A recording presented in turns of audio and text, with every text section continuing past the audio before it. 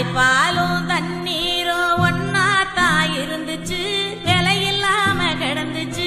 ஆனா இப்ப எல்லாமே தழகியா போனுச்சு, தடமாறி நின்னுச்சு.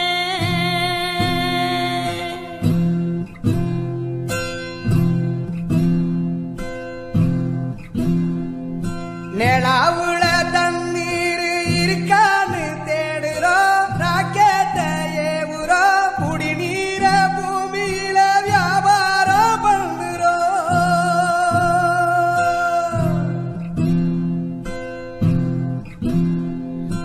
ஆறு இருக்கும் பக்கத்துல ஊரு வானுச்சு, வரலாறு சொன்னுச்சு.